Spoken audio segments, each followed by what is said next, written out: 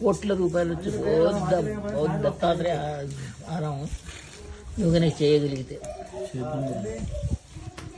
ఆయన శ్లోకంలోనే ఉంది, జటాధరం పాండురంగం శూలహస్తం సర్వరోగహరం, ఆరోగ్యానికి ప్రదాతమైన వాడు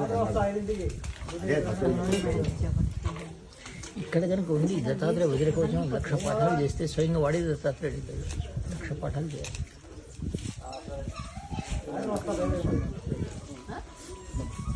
అట్లీస్ట్ 1,00,000 చేయకపోయినా 1,000 కాకపోయినా 10,000 కాకపోయినా 30,000 కాకపోయినా 1,00,000 నేను మొదలు పెడుతుంది.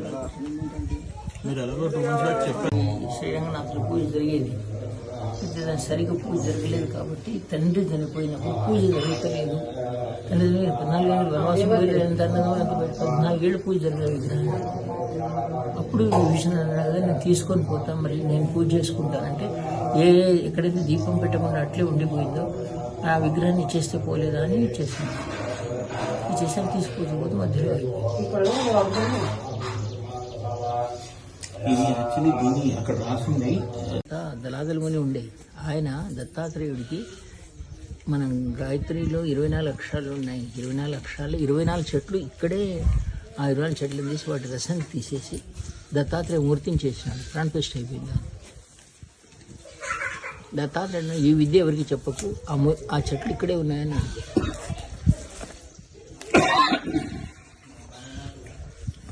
నువ్వు ఎన్నడో వస్తే తిరిగి వచ్చు అడిగాను. నేను భార్య పిల్లల్ని ఎవడు చూస్తాను ఒక్కర్లేదు, వాళ్ళు కూడా ఇప్పుడు నువ్వు నేను ప్రశాంతంగా ఉంటానంటున్నారు కాసేపు. తల్లి కోసం ఇక్కడ లక్షలింగార్చన చేసిండు.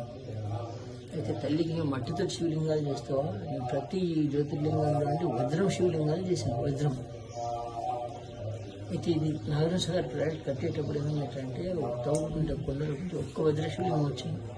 ఆ పీరియడ్లో జపాన్ వాళ్ళు దాని లెక్క 65 లక్షలు పెట్టి ఆ పీరియడ్లో ఆ శివలింగం ఇది అట్లా ఇక్కడ 1,00,000 శివలింగాలు ఆయన పూజ చేసేసుకుంది రావణాసుడు. ఇక్కడ ఇది తవ్వేటప్పుడు ఒక కుండ లోపల కుండ తవ్వేసరికి రాయి బదులుకుంటుంది.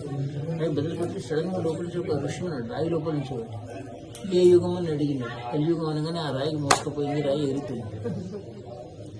1962లో నెహ్రూ వచ్చి కట్టేటప్పుడు తన దాంట్లో హిస్టరీలో రాసింది, ఇక్కడ అట్లాంటి యోగిని రాయితో సాయి వెళ్ళిపోయింది చూసినాం. చాలామంది నాగార్జునుడికి కాకపోతే ఇష్టకామేశ్వరు ఏదైతే ఉందో అక్కడ కాకపోతే బంగారం తయారు చేసేదాన్ని రక్తం పడిన తర్వాత చేసిన ఆయన ఇష్టకా ఒక ఇది కట్టాను మొత్తం కట్టి బంగారం తయారు. ఇక్కడ ఈ మన బౌద్ధారామం కట్టేటప్పుడు ఆయన పైసలు లేకపోతే శిల్పకారులకు పైసలు ఇవ్వడానికి లేవు. అందరూ క్షుధతో బాధపడుతుంటే తను బంగారం తయారు చేయడానికి రాళ్ళు చెక్కిన వాటి మీద తాను రసం తయారు చేసి అంత బంగారం, అందరు సంచులు బంగారానికి చైనా పోయినాడు. సంచులు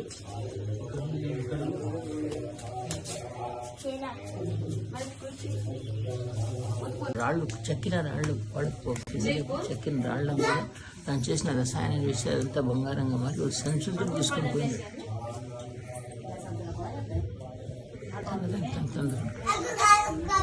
అదే తంత్రరాష్ట్రం గురువు రాసింది. ఎంత తయారు చేసినా బంగారం వచ్చేసరికి బాగా ఆయనకు ఏడుపు వచ్చేసింది, తయారవుతలేదని రసాయనం. అది తన కడాయిలో రసం అంతా ఇది చేస్తున్నప్పుడు ఉడికిస్తున్నప్పుడు తాను రసంలో ఏముంది ఇంకేం తక్కువ ఉందని చూసిండేట. చూస్తే పైన మేకు ఉంది, ఆ మేకు తల తాకింది, తాకగానే 2 చుక్కలు బ్లడ్ పడింది, బంగారం మళ్ళీ. అప్పుడు తాను ఎక్కడ తప్పు చేసిందో అర్థం చేసుకొని దాన్ని రక్తాక్షి అని ఒక మూర్తిని తీసుకుని అప్పుడు ఆ రసాన్ని మేకు ఆయన తలకు తాకగానే 2 చుక్కలు ఆ రసాయనంలో పడ్డాయి. పడగానే దాంట్లో బంగారం. అప్పుడు తను తప్పు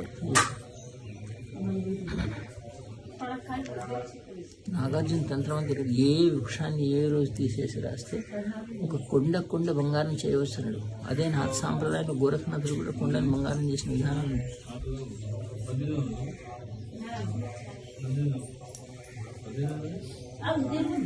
ఎట్లా కావాలి, ఎక్కడేం కావాలి. అప్పుడు నాగార్జునుడు చేస్తే నాగార్జునుడు అన్నాడు, నేను బంగారం సృష్టించేస్తాను దాని కొరకు అన్నదానం చేసేది. బంగారం సృష్టి ఎక్కడ ఉంటుందో అక్కడ అన్నదానానికి వాటికి ఏం తప్పకూడదు. అప్పుడు వాళ్ళ దగ్గర హీనాయన నుంచి మహాయానాలు వస్తే అక్కడ ఇవన్నీ అయినాయి. అన్నం పెట్టడం, ఇది బంగారం తేయడం, వస్త్రం వేసుకోవడం, నామవస్త్రం వేసుకోవడం, ధ్యానంతో సహా కర్మ చేయడం, అస్త్రశస్త్ర విన్యాసం, ఇవన్నీ మహాయానంలో. వజ్రయానంలో కంప్లీట్ మహామార్గం. ఇప్పుడు ఈ బంగారం వల్లే స్వర్ణతార ఇక్కడ వచ్చింది. ఇక్కడ ఆవిడ పుట్టిన ప్లేస్ అయితే స్వర్ణతారం సిద్ధి చేసి దర్శనం ఇప్పించారు. మరి మనం చేసే స్వర్ణ తారీఖు కూడా చేయొచ్చు వచ్చి. అందుకని అడిగిన సాధనకి ఇక్కడ రావచ్చు నా రాత్రి ఉండడానికి. ఎండాకాలంలో రావాలి, మంచి చల్లగా ఉంటుంది, బయట పడుకున్నా ఏమి ఇబ్బంది ఉండదు. వర్షం వచ్చింది.